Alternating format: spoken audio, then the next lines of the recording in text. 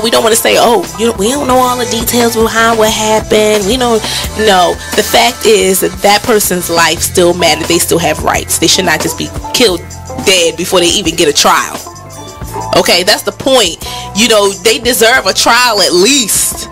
But they can't even make it to the jail cell to get a trial, to be tried. They're being killed even before arrest. Terrible. So that's my soapbox. Tune in to Be Inspired every Wednesday live at 7 p.m. right here on BeExposedRadio.com. Check out what you missed on Be Exposed Radio. It doesn't say alleged anywhere in here. This is the wrong song to play underneath this topic. They're saying 4 years ago, according to a $20 million lawsuit, the plaintiff, who was also not named, met Charlie Sheen in Las Vegas on April the 1st, 2011. The sleaze suit claimed that Sheen entered into a nefarious plot designed to lure plaintiffs into a luxurious hotel room to serve his prurient desires. Sensationally, it was alleged that Sheen... Say what? I said perverted. No, it's prurient. Let me see. Can I, where's the point to the word? Right. Prurient. It's hard. It makes me want to gag. Like cock. Get it? Sensationally, it was alleged Sheen told the man he had no... You are listening to BeExposedRadio.com.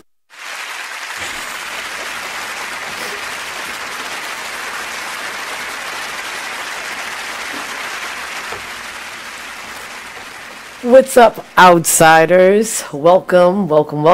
It's Monday. It's 8 o'clock. So, you know what it is. Just a bit outside. I am your host, Kescia. And across from me is my main man, Mark. Like the nature boy says, woo! Alright, guys. Let me tell you what's on the menu tonight. We're going to talk a little NBA action. We're going to go over the draft. Talk about the top three draft selections. We're also going to talk about some tennis. We got Wimbledon starting next week, and we're very excited about that. We're also going to talk about baseball and the Orioles being on the wrong side of history and what we can do to fix that problem. Also, we have some really special, awesome guests tonight. We have the football coaches from Calvert Hall College. We have Donald Davis, head coach of the football team, and head JV football coach Frank Pacomo. So we are very excited about that, and can't wait to have them on. So they'll be on shortly. Mark, how was your weekend? Weekend was busy. Yeah. I actually spent part of yesterday thinking it was still Saturday. Oh my God. That ruined me because I'm like, oh, it's Sunday. I got to go back to work tomorrow. But Saturday was awesome. I took my boys out to Gunpowder State Park. Yeah. They have a archery range out there, totally free. Nice. And my oldest, my stepson, he has a bow that his dad bought him a while ago. So we went out there and shot some arrows, and it's a good time. Okay. Nice. That's different. That's just a bit outside. Yeah. And it was fun. And my youngest, he got into it, so now we got to get him a bow. Uh-oh. Yeah. Oh, we're going to have some junior archers on deck. Yeah. Maybe Olympics one day, right? Hey. Anything's possible. Well, I had a pretty busy weekend as well. Just want a little announcement. I want to say happy anniversary to my parents. Happy 45th anniversary to my parents. Right, long time, dog. Yeah. Gosh, long time. To my parents, James and Wendy Alexander. Love y'all, Mom and Dad. My softball team took 2 L's. Really bad L's. Yeah. But that's okay. We balled out just the same. And you had fun. Yeah. That's what we keep telling ourselves. So, what we got going on tonight? We have the NBA awards going down. It goes down at 9 o'clock tonight on TNT, and it is hosted by our friend, the Sixth God, Drake. Shots fired is what we do. So, this is kind of like, I don't know about the timing of the NBA awards show. We're now in the 75th day after the regular season. You know what I mean? And the finals ended what? 2 weeks ago. 2 weeks ago. So, I feel like it's kind of lost its zhuzh. It's, I kind of feel like it's like a afterthought type of awards show. Yeah. There's so many moves going on, people getting traded. Right. And the draft just happened last week. Right, I was going to say, especially coming in on the tail end of all the excitement of the draft and the trade deals that went on last week. I mean, I just feel like the timing of this is just they could have did a better job with that. That's all I'm going to say. But so I kind of wanted to go over a couple of the categories that they are having for tonight, and there are a lot of them, of course, but there were three in particular that I wanted to talk about. Of course, I'm going to bring back that MVP debate, oh, yeah. That we have spent 2 months on. We're going to give you guys little picks before the show goes down, see how those things turn out. So, Mark, this is your final answer. You've had plenty of time to mull it over. We've debated this ad nauseum. Who is your pick for MVP? You still going with Harden? MVP? Isn't that the main event? Don't we do that last? I am going to stick strong with Harden. Okay. All right. He went deeper in the playoffs than Westbrook. Yep. I think Westbrook is the favorite in a lot of fans' minds. Mm-hmm. He averaged that triple-double. Mm-hmm. But at the end of the day, Durant had a team. Mm-hmm. If he went out for any reason, there was still a good chance the team's going to win. Mm-hmm. With Westbrook, the moment he goes out, they're going to lose. Mm-hmm. MVP, they're going to elevate their team. They're not going to be the team. Okay. I like that perspective. And now I'm like, hell, do I even want to say Russell Westbrook now? I'm still going with my guns. I'm still sticking with it. I'm going with my boy, Dangerous. I love him to death. He has a triple-double record. Shout out to Big Oscar Robinson and being so gracious and giving Russell his props.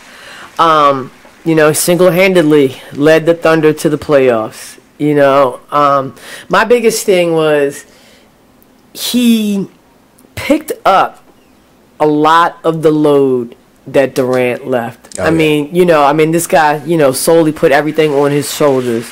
With all of the criticism, with how fickle the media can be, and I felt like he did everything with class. Even during the playoffs when they tried to interview them and when he tried to put my man Steven Adams up against Russell Westbrook, and how the media tries to create a little bit of tension. He quelled that whole entire thing. Yep. To me, I feel like this guy is just a class act A1 leader, and deserves the MVP. And I just can't say enough about the triple doubles. It's just so hard to do, man. Absolutely. Yeah. And you mentioned him picking up the load for Durant. Yeah. I think we touched on it either towards the end of the regular season or maybe the playoffs, but it's arguable that if Durant was still there, they wouldn't even be a playoff team. Just because, sometimes when you have two superstars on, the mesh just isn't very well. I think that was pretty evident the year before last. Yep. Who did they play? What was it, the Spurs? I think so. Yeah, when things kind of started to fall apart, and you could kind of see that Kevin Durant had gotten disconnected a little bit, and even his play, he didn't even look like Kevin Durant on the court. And, I just feel like, Russell Westbrook just really put it all out there for us this year. He gave us a good show, excellent leadership, great sportsmanship. Give him the MVP. Also wanted to do. Let's talk about Coach of the Year. I think I know who you're going to say for Coach of the Year. I begrudgingly do believe D'Antoni's going to get it. Oh! I can't believe it. I thought you know what I thought you... Right. You know what I thought you were going to say? I thought you were going to say Greg. Yep. Oh, I love Pop. Yeah, I know you do. That's what I was like, I know you're going to say. But really, you think D'Antoni is going to get it? I think the Rockets showed so much improvement that, D'Antoni, which I can't stand the guy. I'm kind of going with Popovich. You know, he's so consistent. You know? Yeah. And it's like kind of like quiet as it's kept. They just bubble and simmer the whole time. We waste our time talking about the theatrics of LeBron and Golden State and Russell Westbrook, what he is doing, what he's not doing, you know. All the while, we've just kind of like turned a blind eye to what goes on during the year in San Antonio until playoff times when they come in and busting everybody's ass, you know, on national TV. 61-21 record.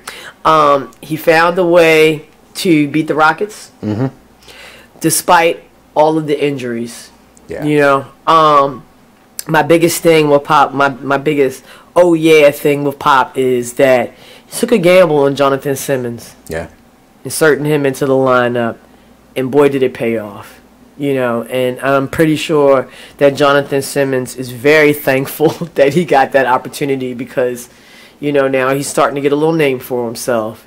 And he played very well. And that's classic Pop. He'll take a player that you just don't really know anything about. And Patty Mills. Yeah. Which... Shots fired. It has nothing to do with the game that Pop brings to San Antonio, but is it just me, or now that he has that beard, doesn't he look like Donald Sutherland? Yo, he kind of does. He kind of does. All we need is the big glasses. You know what I mean? But, yeah. That's a good one, man. That's a good one. Okay, so the last category that I kind of wanted to talk about was defensive player of the year. I'm going to go first on this one. Okay. And you might be surprised at my pick. Draymond Green. I wanted to pick Draymond Green. I really did. As much as I hate Donkey Green, I have to go with Draymond Green. And this is the point where I go for the Spurs. Okay. Kawhi Leonard. Woo! And that's a good one, too. And he's won the last 2 in a row. Okay, all right. You want to give your credentials and then I give mine, or go ahead? Okay, all right. Well, the thing that I like the most about Draymond Green's defensive play is that he is one feisty son of a gun. You know, there is an intangible element, kind of like a mind game type of thing. He has the ability to get into the heads of his opponents and shake them up. You know, and it's kind of like, what was it? Was it last year or the year before last? Dellavedova.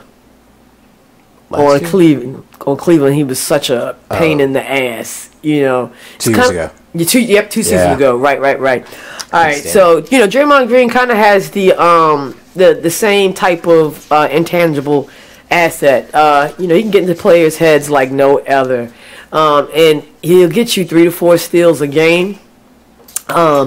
Earlier this year, I believe it was in February against the Memphis Grizzlies, he had a super awesome, very rare triple-double. A triple-double that did not include points, surprisingly. I mean, this was a defensive, you know, kind of triple-double. He had 12 rebounds, 10 assists, and 10 steals. Okay? Yes, that is just amazing. That is an amazing defensive line. Right, I gotta give him props on that as much as I hate him. But he's the first player in league history to get that the triple-double with less than 10 points. He also, too, stepped up and filled the void that Andrew Bogut left defensive-wise. He's also the only player in the league to get over 100 blocks and over 100 steals for the second consecutive season. He also led the team in defensive rebounding. Riddle me that. Okay, when you've got somebody, when you've got, Kevin Durant and, your centers out there, you got little Donkey Green out there grabbing all the boards, man. It's great. He's also second in the team in steals behind Curry. I mean, Curry averages 2, Draymond averages 1.8, and he also led the team in blocks. So, I mean, there's so much, and I could go on. These were just like the best things that I read up and I found and paid attention to over the season. So, to me, I think it's going to be a pretty good lock. That coupled with the fact that they won the championship this year will be pretty good lock for Draymond Green and Defensive Player of the Year. And I believe, did he? I'm not sure if he won that before. I'm going to check up on that. But, yeah, Draymond Green, Defensive Player of the Year. You heard it here first. It's Kescia's pick. All right. So, what about Kawhi Leonard? I believe his steals average was a little bit less than Draymond, which is where I was going back and forth. But the Spurs, #1 defense in the league. Yeah. Mind you, Warriors were number 2. But, I mean, Leonard just... As good as he is offensively, defensively, he's just going to be in there, he's going to block, and he's going to steal. And he's going to do everything to it's that intangible motivation that he'll bring on the court just to absolutely shut down the other team and give his team the possibility of staying in the game. I'd have to go with if Draymond doesn't get it, you'd have to give it to Kawhi Leonard, So we'll be on the lookout. We'll update you guys on that later tonight as the show goes on. But you guys, don't go anywhere, because when we come back, we're gonna discuss Ice Cube's new 3-on-3 basketball tournament that has gotten underway over the weekend, and we're also going to take it over to the land of fish and chips. Talk about some tennis. Wimbledon 2017, just a bit outside. Mark, Kescia, giving it to you on Monday night. Don't go anywhere.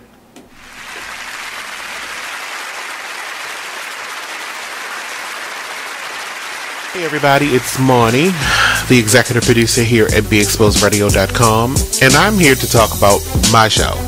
I know, how selfish, right? Talk Lately with me, Monty, every Tuesday at 7 p.m. So what do we talk about on this show? I can tell you this, there has never been a show that I have gotten completely through the full agenda, because our topics, our conversations are just that damn good. I cover politics, gossip, entertainment, and hey, I love a good panel discussion. Hey, get a group of people in here and let us debate it out. That is the best thing in the world. Not to mention, I take calls and texts, and I'll debate with you too.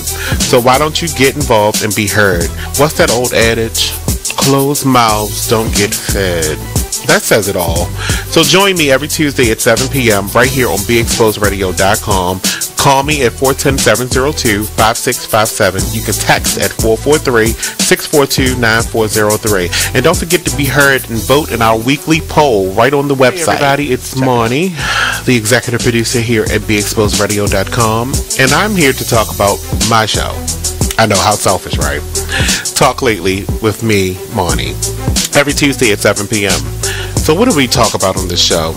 I can tell you this, there has never been a show that I have gotten completely through the full agenda, because our topics, our conversations are just that damn good. I cover politics, gossip, entertainment, and hey, I love a good panel discussion. Hey, get a group of people in here and let us debate it out. That is the best thing in the world. Not to mention, I take calls and texts, and I'll debate with you too. So why don't you get involved and be heard? What's that old adage? Closed mouths don't get fed. That says it all. So join me every Tuesday at 7 p.m. right here on BeExposedRadio.com. Call me at 410-702-5657. You can text at 443-642-9403. And don't forget to be heard and vote in our weekly poll right on the website. You are listening to BeExposedRadio.com.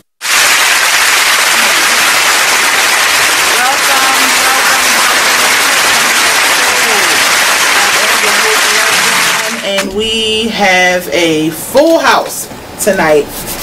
My co-host Leslie Swirl and Miss Lasha G, y'all already know. Hey. Tony Bling, y'all already know.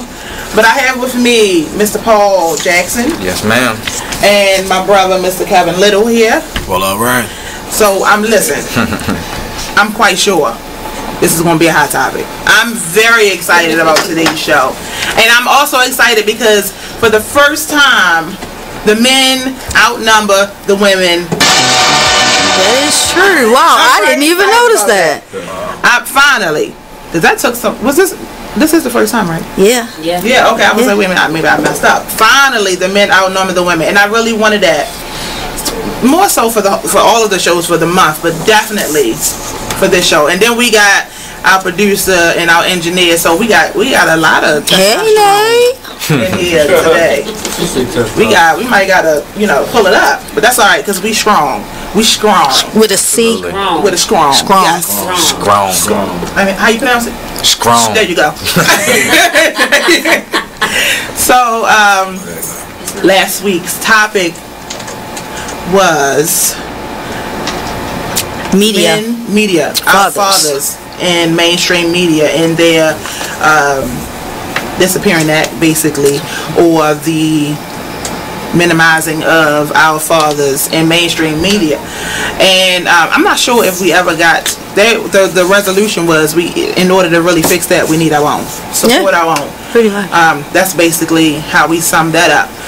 But this week we are talking about our fathers, continuing our conversation with our fathers, and the subject for these next 2 weeks topic is taking fathers. And this first part is called A Father's Tale.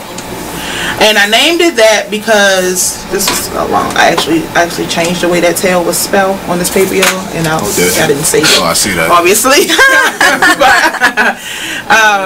But I wanted to do it this way because I wanted to give the fathers an opportunity to speak their position, to speak their mind on the matter.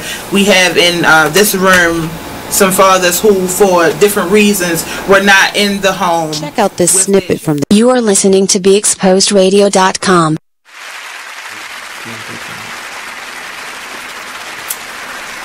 Welcome back, you guys. Welcome back. Just a bit outside. We're just going to do a couple quick announcements real fast. I'll run through them. Couple ways to watch the show. Tell your friends.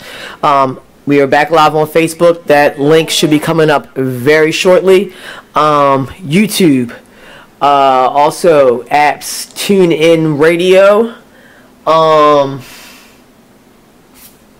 think that's it. Radio Loyalty.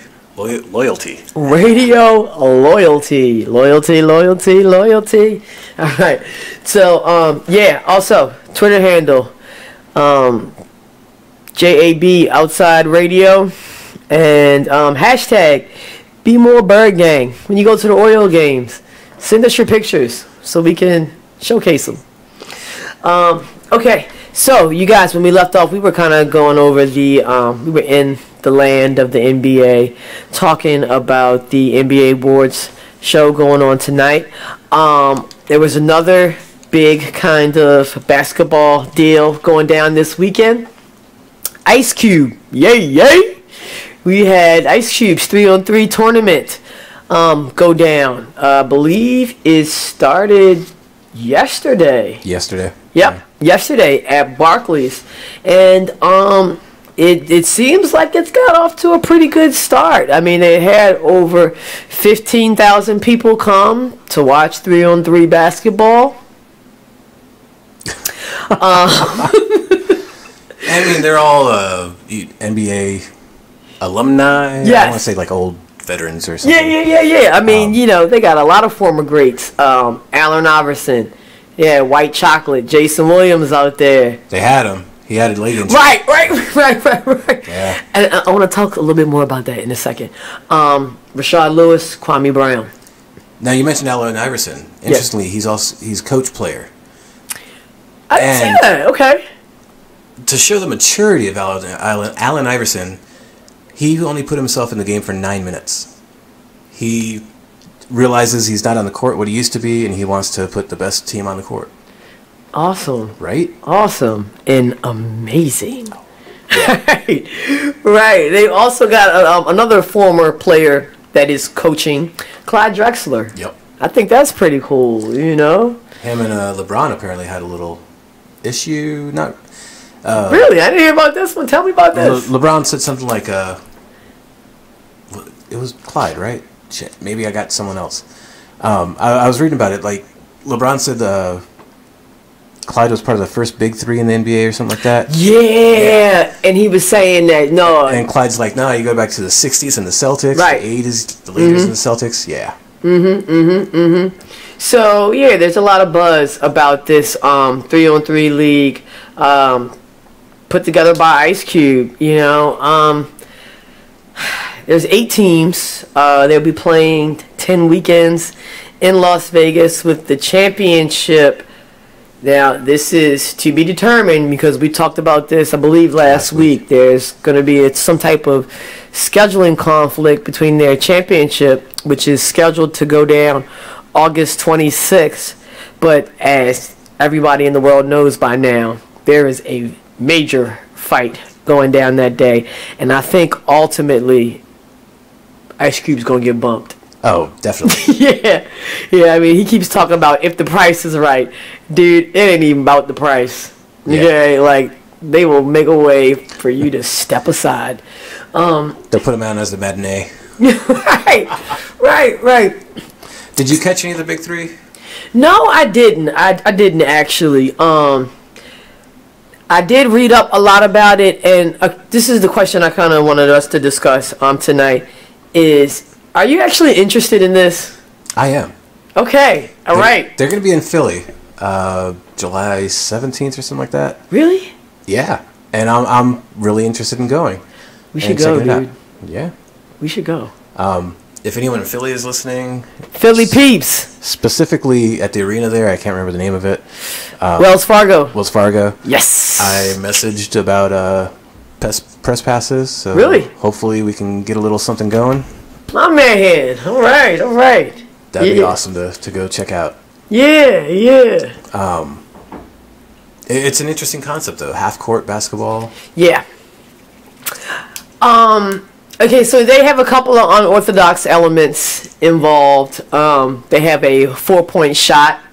Yeah. And it's a 4-point circle, I think? Yeah, there are 3 circles on the court that are 4-point hot spots. Also another interesting kind of unorthodox element due to the fact that it is half-court basketball. The teams only get a 14-second shot clock. So that's kind of interesting as well. I'm kind of on the fence about the 3-on-3 league. I mean, it's great if you're a fan of a particular player that is playing in the league because for nostalgia's sake, you get to see them suit up, ball out, you know. But see, that's kind of like the gift and the curse, though, because I feel like most of the players are older now. Oh, yeah. You know what I'm saying? They're like in the 40s. So, you know, their quality of play isn't that great. You know what I mean? I mean, they're still good, don't get me wrong. But it isn't that great. And I'm also like, this is one of my things that I'm going to keep my eye on, okay? How long before the game consists of players jacking up 4-pointers the whole entire time? You think seriously. So? Seriously. You know, but the good thing is that it does give basketball fans something to watch in the off season. So, you know, best of luck to Ice Cube. Hopefully this thing will be successful and give us plenty of stuff to talk about over the summer. You guys, don't go anywhere. We have Donald Davis, Frank Pacomo, Calvert Hall College on deck. They about to come in the studio, y'all. CHC, stand up. Just a bit outside.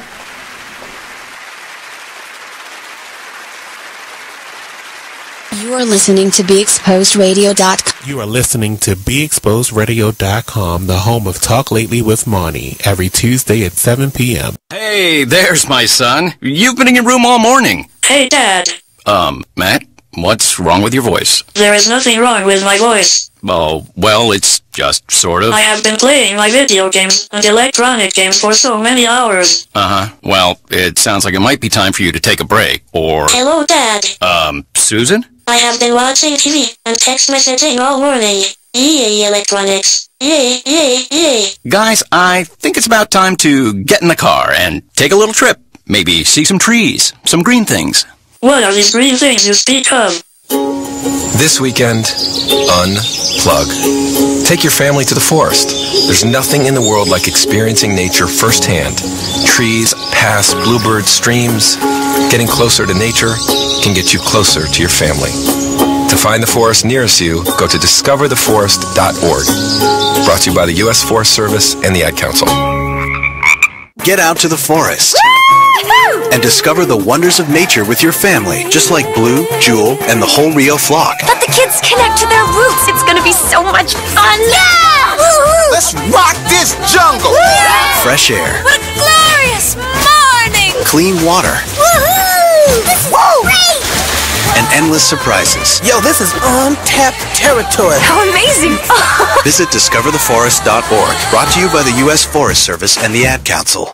So when you get to the corner of Smith and Orchard, you're going to want to take a left. You are not going to. Then what you're going to do is turn onto Marcy Avenue. Just broke up and go past the first 3 lights and then take the next left. I don't really then think drive she's 5 more happy, blocks but and you should be who there. am I to judge, right? Park on the right. That's I'll what see I you heard later last tonight. night. It's hard to concentrate on 2 things at once, like texting and driving.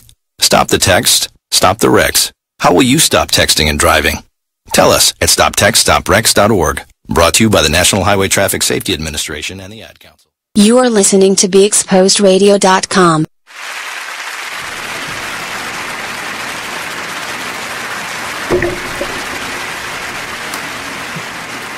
Okay, welcome back, you guys. And look who we have in the house. We have head coach Donald Davis.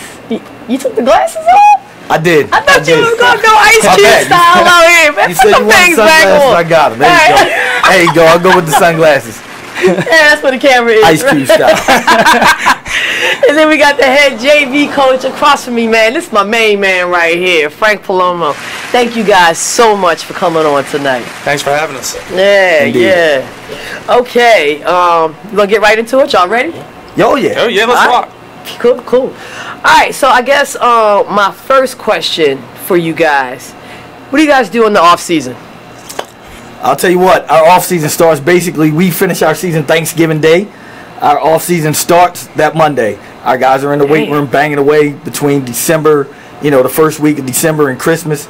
We get back going in January. We live through the winter. Some of our guys play sports, winter and spring sports, but we live through the winter. And then as soon as we hit the summer, we hit the ground rolling. We just got off the road. We did a Western tour last week, so we'll rotate. 1 year we go north, 1 year we go west, 1 year we go south. So we did a Western tour from here out through Pennsylvania and into Ohio, did a roundabout in Ohio, brought our way back through West Virginia and on home. Just an opportunity to get our guys exposed. All right. Nice. So Frank, what about you? What are you doing off season? I mean, right now I'm sort of learning the ropes of being a head coach. This is my first opportunity to be a head coach at any level. Awesome. So I'm soaking in everything. I'm watching what the big guy does. Talking to some of the historical coaches at Calvert Hall, Brian Kelly, Augie Maselli. Just trying to get my feet wet. But I show up. I go to workouts. I make sure I see my guys, the freshmen, the guys who are going to be sophomores playing for me, so they know, hey, I'm here, I'm invested. It's so far it's been a great experience. And you got a hell of a mentor right here. I do. Very accomplished. 2-time coach of the year. Yeah. Is somebody else here? Won the championship. What? 2010 we won. 2010, right. That was like your third season. Fourth season. Year. Okay. Yeah. So awesome. Frank, what are you expecting from your freshman class? Man, I'm just like every year. I'm excited about the incoming group. This group to me is my third class. So by the end of next year, we're really going to have my whole entire 4-year plan sort of start. Okay. But I'm expecting big things. I mean, we have a couple kids that could be 4-year varsity guys. Really? Yeah, we have name a few, please. First one's going to be my man Michael Johnson. Okay.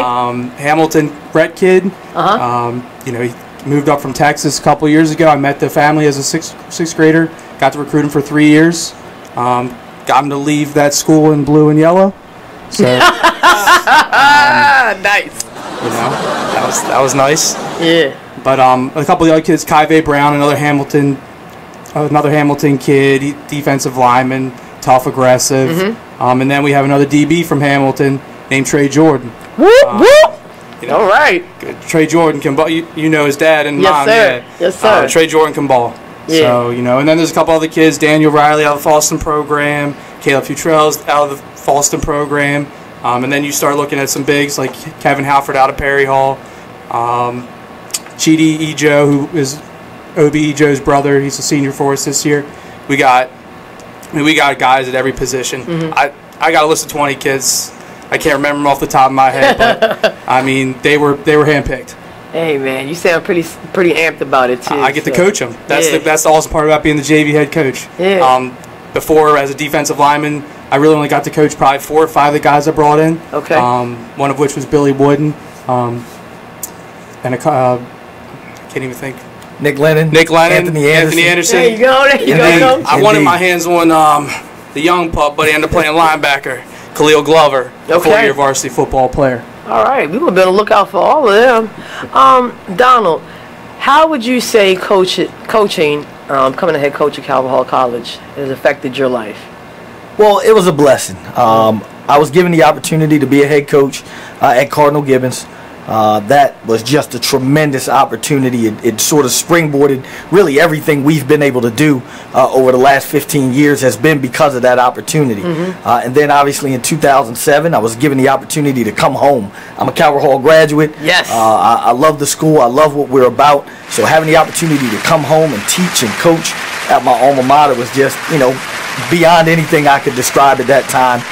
And to sort of rebuild the program over the course of the last decade has just been, I don't know, it's consumed my life in a lot of ways. It's been very much a part of who I am and my identity over the last 10 years has been just building our program and seeing our guys move on to high school, from high school to college, from college to the NFL, to the workforce. Guys are, you know, starting families and the like. So it's been a blessing to really spend the last decade sort of rebuilding the program and watching it grow and flourish. Hey, that's all right. That's all right. Do you want to jump in?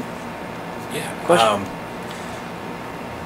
She just asked you how it affected your life, and obviously you went through Cardinal Gibbons and 2007 getting hired at Calvert Hall. How did you transition into coaching? How did you become a coach? Wow. I guess my first coaching opportunity sort of came by mistake. Really? I was training my cousin at the time, Jay Davis. She was a tremendous track and field athlete. I was doing some speed training and stuff with her, and she begged me. She was running for Evanston High School at the time. She begged me to come out and watch her run. I went out to a track meet. I saw that they needed some help. From a coaching standpoint, it was really only one coach on the team, and she sort of had her hands full with the kids on that team. So I sort of asked, could I volunteer? And the rest is history. You know, Pete Pompey roped me into being a volunteer coach of track and field there. I coached with Amelie Lumumba there, who is now coaching at Mervo High School. So, you know, I joined that staff and then sort of helped those guys there, and then moved on and coached track and field in college, moved back to high school to coach track and football and at the high school level. So it's been a great journey, but it sort of started, or at least I wanted it to start, but the way it started was sort of by happenstance. I was in the right place at the right time, and there was some need for help, and I stepped in. That's amazing. Absolutely. Frank, what cues have you taken from Donald in coaching the JV team? Well, the first thing I'm going to bring is I'm going to see how far I can go onto the field during a game and see when the ref is going to throw a flag on me. Those are cues he shouldn't take. But in all seriousness, I mean, he's been the second or third football coach since I've either played or been coaching that I've ever been involved with. So a lot of my style, technique, stuff that I bring to the table are based off of Donald Davis and Adam Southwick, who was my DB coach. And then actually the reason that I got into coaching was with his father Vernon, and Adam was the D-line coach, so that he had an opportunity for me to join that staff with Frank Carreri. And I became like the recruiting coordinator and the third defensive line coach, and that's sort of how I got my feet wet. So it's like a mix of everything, but Donald's been like a father figure to me. Growing up, I was a single raised parent, so I was 18 when I met Donald when he took over at Calvert Hall, because my brother was still at the school. He was a senior. Indeed. So he's kind of never had me leave in a way. Nice. Donald, is there any coach, NFL, college, that you would say, I would say, inspirational, or that you've taken cues from? Obviously, I pay a tremendous amount of attention to professional coaches and some of the guys that are successful in college. But the guys that have been most impactful for me have been the guys that coach me and the guys I've coached with. Okay. From Coach Andrew and Coach Stan Mitchell, and those guys when I played youth football at Northwood, to Coach Eckrell and Coach Mel Filler and those guys that I played for, Skip Hartley at Calvert Hall, and then moving on, I had the opportunity to play for Jim Margraf, who was the winningest coach in college football, Maryland state history, just so you know, at the Johns Hopkins University. I had the opportunity to play for him and some of the great guys there at Hopkins, and they sort of helped form me from a football standpoint, and then I moved on to coaching, and I mean everybody from Chris Cook to Ed Holshoe to Vernon Southwick, the guys that I've had the opportunity to share the sidelines with have just been guys that have taught me a tremendous amount about how to carry myself and how to coach on Friday night, and then how to prepare, probably more importantly than anything, how to prepare for Friday nights. Okay. All right, Donald, what are your expectations for the football squad this season? Are there any particular players that you think may have a breakout kind of season? Well, here's the deal. Okay. We got 3 expectations every year. Okay. We want to put the kids in position to win every game we can. We want to be in the hunt for a championship, or in this case this year, a playoff opportunity, and we want to beat Loyola. It's simple. Every year. Man. Okay. We got 3 goals. Those are it. From a breakout individual standpoint, I don't know. I think a lot of that has to do with guys have got to put the work in the off season. But if you look at sort of our track record, we've been one of the few programs that has had guys, even as seniors, break out. Very few programs have guys that you don't know them before their senior year, and suddenly their senior year they break out. We've got several guys on our roster that I think have the opportunity as seniors to really have a breakout season in their last year, and then a couple young guys that'll be sort of either moving from backup or supporting roles to starting roles, or guys moving up from JV to the varsity. So I'm excited about the team, this group of young guys we have, our returners and the leadership. I think they've got a great deal of potential, but again, we got to put the work in. Awesome. Frank, you got any opinion on breakouts? I mean, we have a couple, like I said, we have a couple 2-4-year guys. Khalil Glover, number one that I mentioned. Another one is going to be Cole Herbert. I think he's going to have a really good breakout year for us. He's a champion. He learned how to win last year with us, continued his tradition with the lacrosse team. They just won the MIAA championship. It's easily the hardest division in high school lacrosse in the country. And he was second line mid. He scored a goal and assist during the championship game. Khalil, another guy, had a JV MIA lacrosse championship. So those guys, they're going to be counted on to continue the tradition of winning. And then you look at guys on the D line. I know Coach Carreri likes Nate Davis a lot, and a couple other young fellas. Okay. So I think we have a lot of potential, and we're going to do some good things this year. Okay. Let's take a few minutes to talk about Chance Campbell, who recently committed to Maryland. Were you guys involved in that, in that process of him committing to University of Maryland? Is that something normally that coaches are involved in? So we're involved in the recruiting process. I always say when one of our players commits, that's a decision that our player and his family makes. Okay. I don't make those decisions. I try not to even push or force guys into, because obviously the young person has to go. I don't go, Dad doesn't go, Mom doesn't go, siblings don't go to college with you when you go. So were we involved in the process and the recruiting and making sure, we put his best foot forward so that not only University of Maryland but the rest of the country could see that he was an outstanding student athlete? I would say yes, we were instrumental in that role. But at the end of the day, he's a young man that was in the weight room every day and pushed himself. He's the one who pushed himself in the classroom. And then ultimately, at the end of the day, he felt like the University of Maryland was the best fit for he and his family. And that's something that we support and we stand behind when our players make educated decisions like that. Fantastic. Fantastic. All right. You mentioned Loyola a little earlier. Obviously, the longest Catholic high school rivalry in the country. Indeed. 1920. What's it like when you go out on that field and you're in M&T Bank Stadium, where you know what happens every Sunday, to coach in that environment? Do you let it wash over you, or do you tell your players, oh, it's just a game? Both. So I think you got to do both. So one of the things I say to the staff is it never gets old. Every single year is a unique year and the same feeling when you go out there, almost like it's the first time you've ever done it. So that part of it is just exciting beyond description. I don't know that I have the vocabulary to tell you exactly how I feel. As far as the kids, you got to tell them both. You tell them, yes, you are in something that's special. And it is bigger than football because the Baltimore community shares in the Calvert Hall-Loyola rivalry on Thanksgiving. That's right. So it goes just well beyond two high schools. But at the same time, the field is the same size, right? The end zones are 100 yards apart, and we got to block and tackle better than them for 48 minutes. I mean, at the end of the day, in order to win, we have to do those things. But yes, man, there is nothing like it if you're a kid and you know that, 2 days from now, Joe Flacco is going to run out of that tunnel. 2 years and several years ago, Ray Lewis ran out of that tunnel. Ed Reed ran out of that same tunnel. So having those opportunities for young people are just huge. And then, the game is televised and it's carried on radio and on the internet, so people can watch it all across the country and really anywhere that there's internet access. So having that opportunity to share that with their families well beyond just the viewing audience that's there in the stadium, I think it's unique and a blessing for our players and the young men at Blakefield.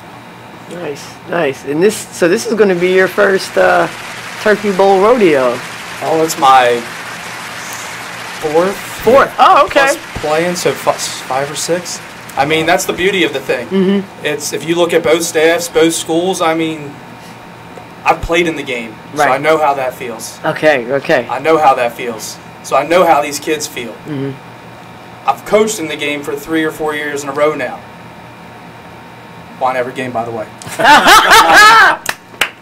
Nice. Well, I hope y'all keep it going this year. He's easy to spot on the sideline because he's not wearing red and gold. He'll have some wacky color on royal blue or sky blue or lime green or something on the sideline. So he'll be easy to find when you watch the game. He'll be easy to spot on the sideline. Nice. Okay, guys. Let's lighten it up a little bit. What are one of your best memories as a coach? Oh, man. Obviously hoisting the trophy for the championship in 2010.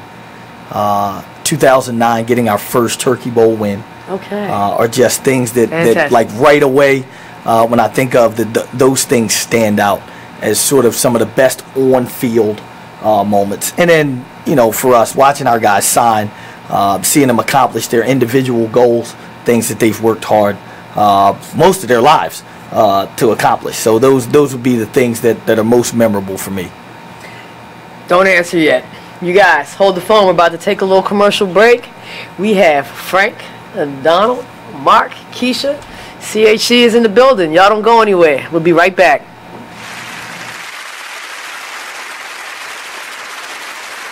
Thank you for tuning in to BeExposedRadio.com. Sit back, relax, and listen to this flashback of the Artist Exchange Radio Show. This is the reality Yes. of the world that we're living in. A lot of young people don't have the information that is necessary to have healthy lives. And a lot of the organizations that are geared towards young people don't have individuals that are going to be as honest as this gentleman. One of the issues that I have with this quote unquote Christian nation that we live in is that not just the Christians, religion allows you to live in denial, but the world does not live in denial. So who are you helping with your? All right, I'm gonna stop. I'm about to do something. The reason I shrink that or take that away because it's people who are not religious. It's people who they're not giving their young people, or they don't have a person that could be that honest with them. I mean, we all have that. I know I had a mother like that. There are. Rather than and it's just and it's been recently because I've recently had more interaction with teen mothers than I have in my whole life. I wasn't my mother wasn't a teen mother. Her mother was. She made sure none of her daughters were. So it was, in as I get older and working in certain areas, you tend to run into that. And one of the things that blows my mind is how often a teen mom does not talk to their child at all, period, much less their daughter that they had at 15 to say, these are the realities of sex. These are the realities of the choices that you can or cannot make. These are the reality. Like, how do you not, after going through it yourself, knowing the stress, the looks, how do you then turn and look at someone else and say, all right, good luck? I mean, this is your offspring.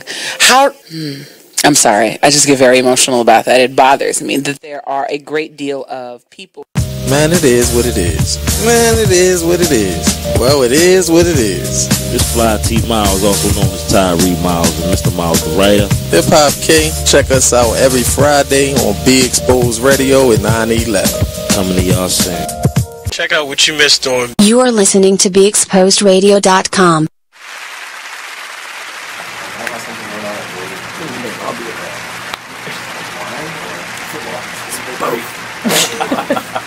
Hey guys, welcome back. We got Donald and Frank in here, and we had just been chopping it up CHC style. When we have guests, we like to have drinks. And when I contacted the fellas, I said, we like to have drinks for our guests, make sure they're comfortable and everything. What kind of beer would you like to have? They said, bring us some Gatorade. So I said, well, I'll be. So we're about to have our Gatorade toast here. Indeed. Cheers. Cheers. All right. Indeed. And we're going to get back into it. Now, off air, Donald was telling us a little Oh, yes. Homemade Gatorade. Please, tell us about the homemade Gatorade. Oftentimes when we're on the road, we travel, we play 7-on-7, or in my camps. I made some Gatorade today for my campers. Our football camp is going on this week for youth, for elementary and middle school kids.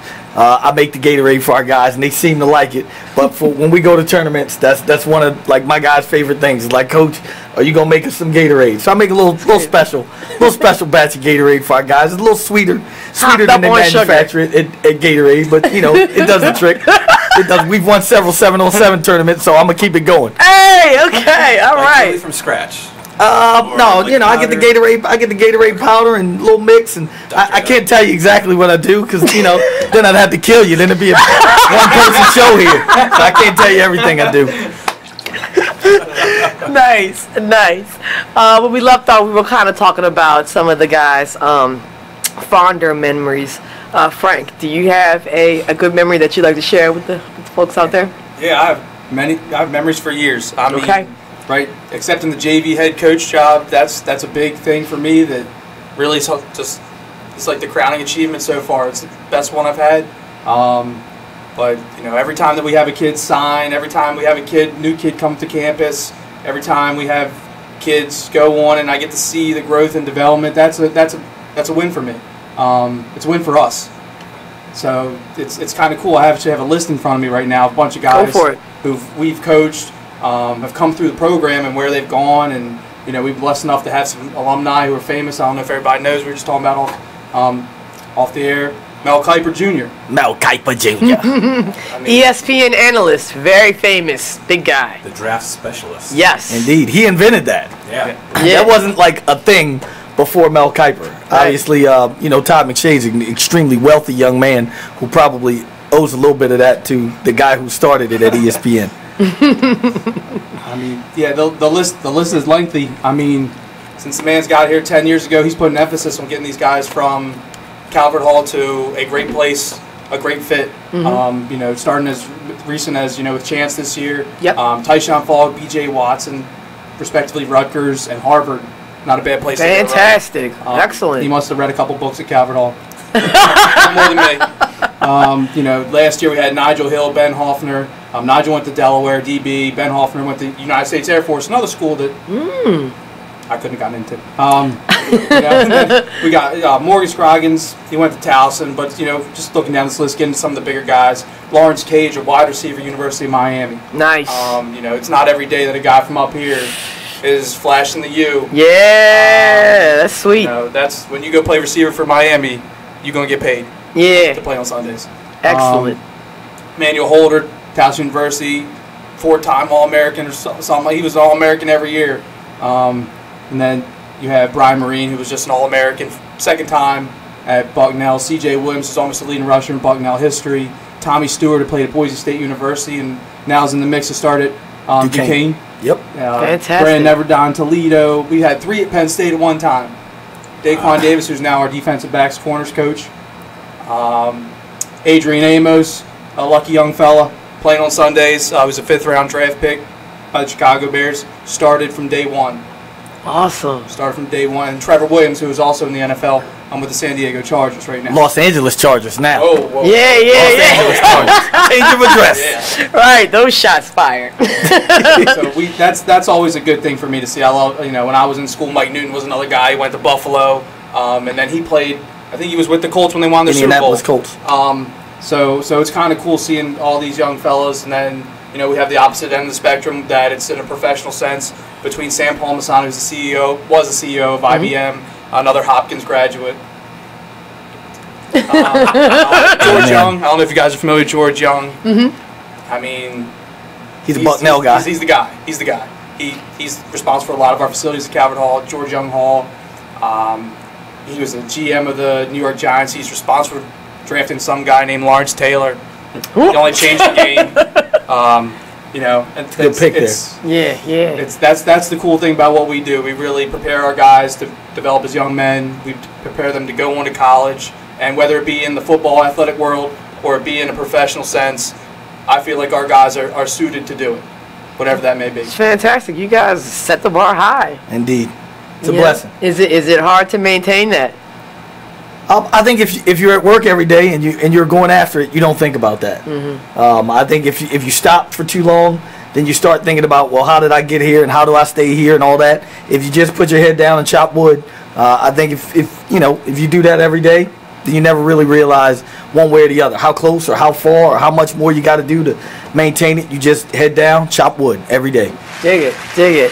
So, what are one of your least fond bad, I guess. Bad nightmares. Oh man, I have 2 prominent that stand out for me, and obviously 2013, losing the only Turkey Bowl we've lost in the last 8 years. Okay. Losing that one, although the young man was offsides, but I don't officiate the game; I just coach it. And then obviously, dropping one in the championship to Gilman a few years ago. We had the opportunity. We drove 80 yards in a minute and 5 seconds, and just came up short. We came up short in the game, but our kids did a tremendous job all year long and that night. So I still consider those guys champions. We just didn't get an opportunity to raise the banner that year. All right, Frank, hold that phone. Hey, we're about to go commercial break. I'm going to try to talk these guys into staying a little bit longer with us. So don't go anywhere. Just a bit outside. BeExposedRadio.com.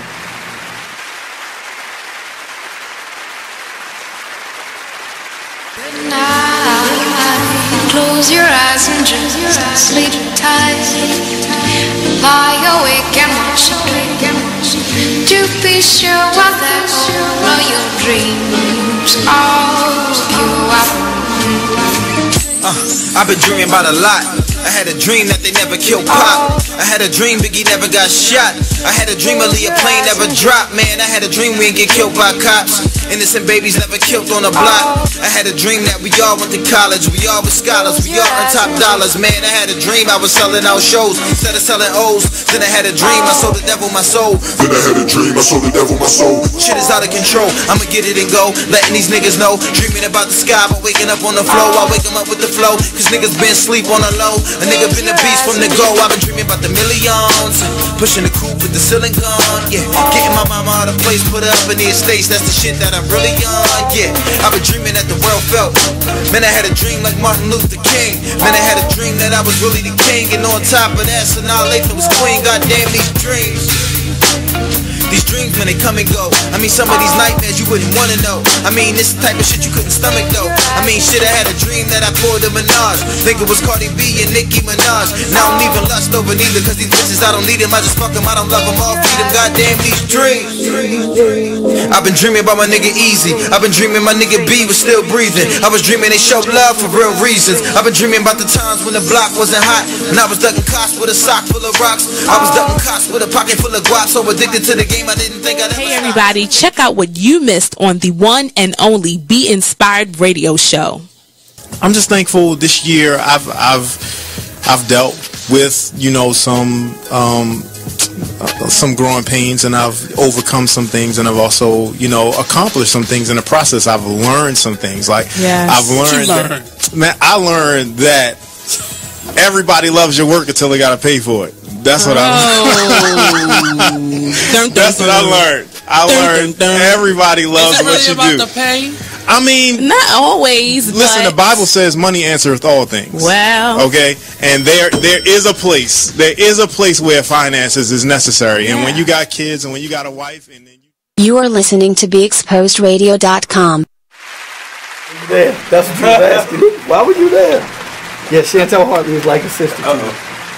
Hey, we back on. Goodness gracious. We back online, y'all. What's going on? Just a Bit Outside radio show. We were just talking about how we are all connected here. You know, Donald went to Calvert Hall the same time I went to Mercy High School. We have mutual friends. Shout out to the Hartleys, Chantel and Ryan. Chantel, I told you I'd do it, so there it is. Shameless little plug. And the H-bomb. And the H-bomb. That's my guy. That's my fullback now. Yeah. H-bomb is my fullback. Yeah. All my life. And he cut my grass the other day, and it looks fresh, hot, beautiful. So I love it. Okay. Frank, we want to hear one of your, I guess, your worst moments. My worst moments coaching? Yeah, coaching. Man, well, luckily I haven't had to have too many of them. You know, like I said, we beat Loyola every year since I've been coaching, so every year gets to go out on a high note. I guess, you know, one of my big things is getting to know these young guys. Anytime I see a kid get hurt or a kid something like that, that kind of hurts me. You know, we had a young man, Billy Wooden, who was the #1 guy on the board coming into that year, and he decided to come to Calvert Hall. We made an investment in him. He made an investment in us, and he had a really, really good freshman year. And he ended up tearing his ACL before the end of the year. And getting to know the kid through the recruiting process and the family, that was tough for me. You know, these guys end up, you know, the great thing about Calvert Hall is you end up sort of being like a little brother to you almost. And then when you get older, they graduate, they become part of the alumni base. So just like I am to him, Billy Wooden is to me. Cole, Khalil, Anthony, everybody. So, you know, unfortunately, he had a great sophomore season. I mean, we beat Gilman.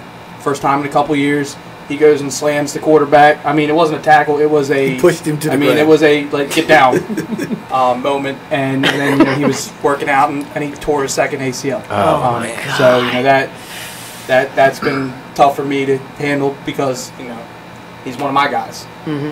But that's probably been the worst moment, coaching wise, for me. I can tell you what, I worked out with Billy this afternoon. He's gonna be back. He's gonna be ready.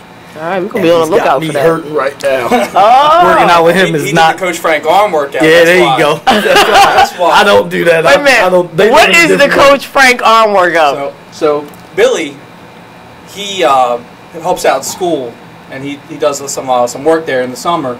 And every day last year, he would call me like 3 o'clock. Him and Mikey Neal. They'd be like, "Coach, We want to be in the weight room. Let's go. So he'd be like, it would only be arms though. He's like, I always want to do arms. Like, so we would every Tuesday, Thursday, and sometimes on the weekend when he would call, he would bust out this arm workout, and he'd be like, I can't work out on Monday, Coach. My arms ain't working.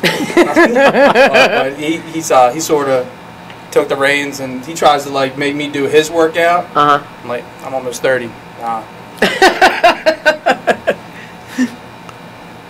Oh, okay. I thought you wanted to say something. All right. Well, in the spirit of going just a bit outside, we always like to ask our guests, like, we love music here, you know, and we do what we call the Just a Bit Outside Fave 5. So we like to ask our guests what 5 musical artists that they have in rotation right now. So we're going to start with Donald. That's hard. 5? Just pick 5, man. 5? Yes, okay. That's all you get. If you nail me down, 2-hour show. 5. I got Biggie and Jay-Z. Okay. I got Mike and Stevie Wonder.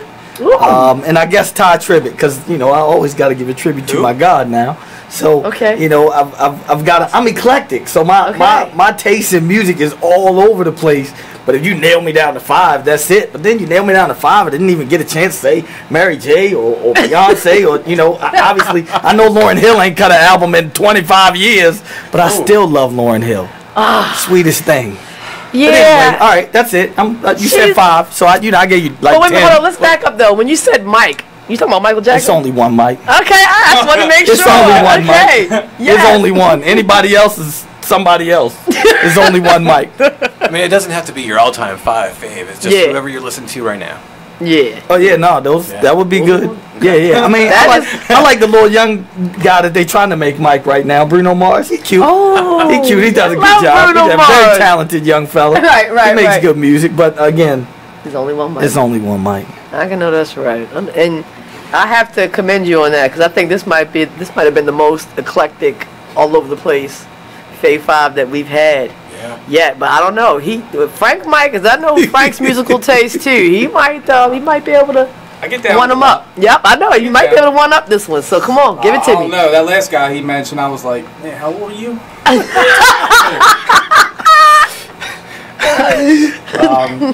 I mean, for me, staple of anything, workout, driving around, it's Eminem. Okay. 50 Cent.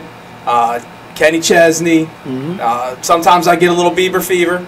Oh my! There we go. Oh my gosh, this is good. This is liquid gold. And then if I had to pick a 5, I'd probably go with a guy like Jason Aldean or something like that. Okay. To close it out.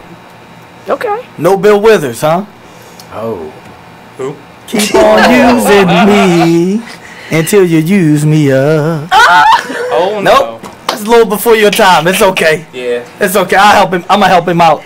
And you guys, I'm gonna grow him up a little bit there. Everybody to take a note that we have 2 football coaches in here, and we have made mention of Beyonce and Justin Bieber. How do you love that? I love it. I love it. I love it. So, let's kind of switch gears a little bit. In the NFL, we had a big deal that was, announced over the weekend. David Carr, 5 years, $125 million with the Oakland Raiders, making it, I believe, the richest contract in NFL history. The richest. And Flacco, he had the richest for a while. In 15 months, he went from number 1 to number 5. Wow. He's now the number 5. Yeah. So, shout out to David Carr on that. Indeed. Yeah, man. His grandchildren's grandchildren are rich now. Mark, do you think he's worth it? I don't. I think. It's funny because you asked this question and I was looking into it, and I just don't like the Raiders. I'm from out of the area. Is he worth it? Nope. Don't like the Raiders. Before I moved here, and I do love the Ravens. Before I moved here, I was a diehard Broncos fan. Still am. And obviously the Broncos and the Raiders, I cannot stand anything to do with the Raiders. Right. So no player is worth anything that Oakland wants to pay him, or Las Vegas, whoever they're going to be soon. As far as his play, he's been in the league since 2014. He's elevated the Raiders somewhat, but they're still the Raiders. I can't give it to him. I'm kind of going to go with you on that because I feel like he is not proven as of yet. I mean, the sample set is so small, like you said. He just got here in 2014, right?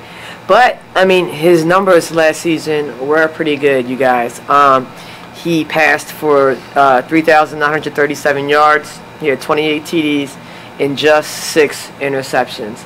So, you know, when you have a quarterback like Joe Flacco, that's pretty impressive. But isn't his career touchdown interception like 31-31? Is it? I think it's even. Yeah. Ooh, you got me on that stat. But, I mean, he also took the Raiders to their first playoffs since 2002. Yeah. You know what I'm saying? So, but, I mean, I just feel like he is not proven enough. I mean, I think $125 million is a lot of money. And, you know, I'm not a fan of Joe Flacco. I think $75 is a lot of money. $125 million, I don't even know what that looks like in the stack of bills. Right. So, you know, I don't know. It's just like ever since the whole Joe Flacco thing, you know what I mean? Like, I'm so weary about paying these quarterbacks like a whole lot of money. Do you agree or disagree with me, Frank? You're shaking your head. League. I mean, that's how it works. It's a quarterback-driven league. That's the face of franchises. You get paid to look pretty and throw the ball. That's the way it works. So I'm taking it. You think he's worth the money? I didn't say that. I don't know if there's a human being worth $125 million. That's a lot of money. Wait a minute. He said, wait a minute. I'm worth $125 million. I mean, you're worth my love. There it is. That's worth $125 million. That's more than $125 million. Yeah. Well, I think one of the good things is that the Raiders did manage to lock down Marshawn Lynch, which will give him another high-powered option on the offense and kind of take a little bit of the pressure off of him as far as his performance. And let's be honest, he's not going to get the whole contract, 125. Nope. Not the NFL. They're going to renegotiate 3 years down the line. Think so? Trying to sign someone else. Hey, take a little cut, rearrange it. Yeah, Flacco's already done that. Yeah. Let's say, look at Flacco. Right. All right, so we're gonna switch gears again, and you guys can feel free to just chill for this segment. We're gonna talk about tennis. Are y'all fans of tennis? We gotta chill. Y'all fans of tennis? Okay. All right. Well, guys, we have Wimbledon coming up. It's starting July 3rd, which I believe is next Monday.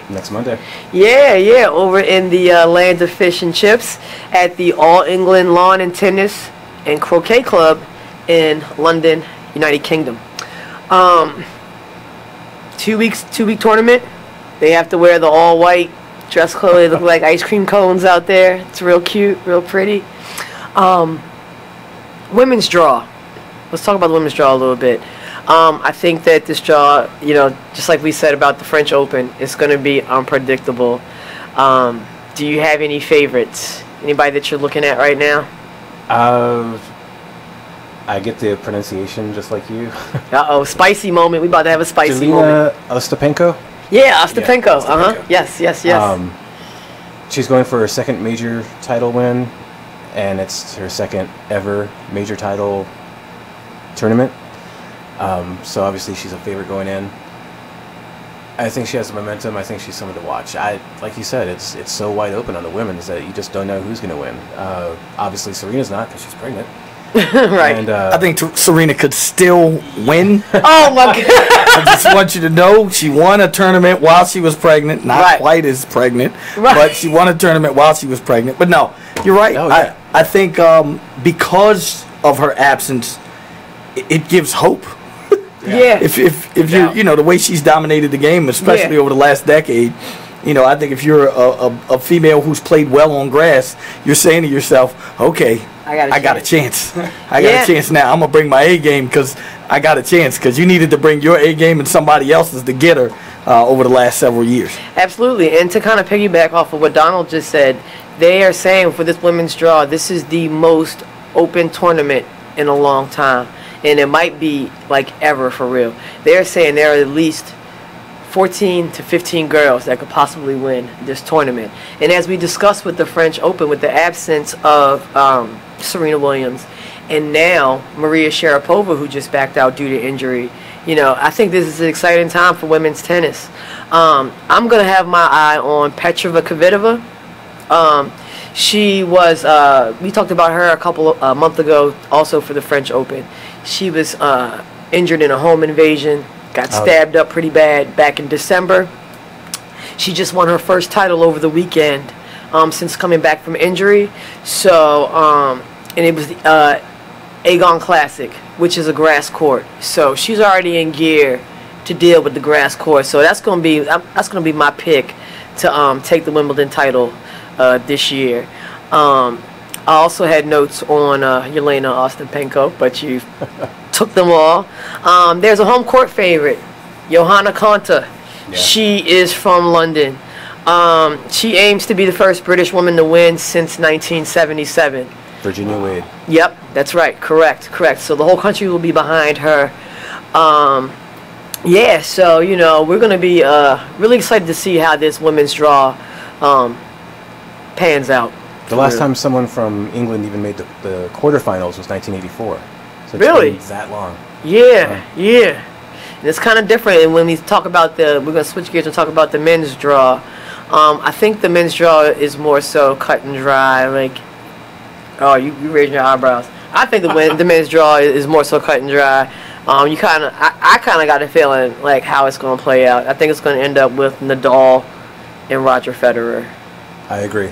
We've seen this movie before, haven't we? Yeah, that's what I'm saying. Like the men's draw is so kind of predictable right now. I mean, you got the usual suspects going to the quarters and semis. Andy Murray is also a home court favorite. He won. Did he win last year? 1 or 2 years ago. Yeah. And he's currently 21-9 this season, so you know he's on a tear right now. He's going to be looking to take it over on the grass court in front of the home crowd. Roger Federer has been playing completely awesome. Shout out to Roger Federer and the 30 and over crew. Like, amen. Yo, right, represent. Ageless, getting it done. And he's also a 7-time Wimbledon champion, so he has been there, done that.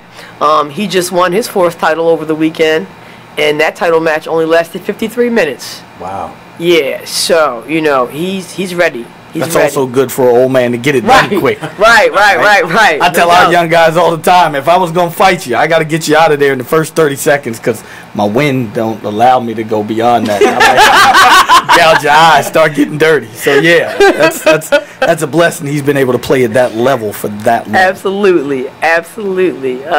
Roger Federer, I think he took a really good game plan this season. He's only played 6 matches in the past 12 months. So, you know, as you get up there in age, you know, fatigue plays a factor. You know, we've seen that kind of with Venus Williams a little bit. So, you know, he's well rested and ready for battle.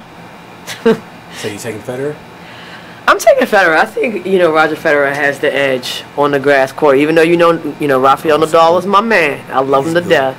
Yeah, but, you know, when it comes to grass, you know, nobody's sweeter than Roger Federer. I actually agree. I got the same prediction. Okay. Hey, man. Team. Okay.